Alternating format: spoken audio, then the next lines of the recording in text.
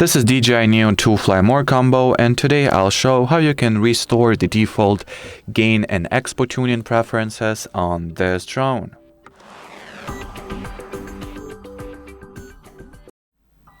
So to start, you will need to launch Settings, then enter the Control category, enter Next, open the Gain and Expo Tuning, and scroll it all the way to the bottom, and well, press the Reset Current Settings button.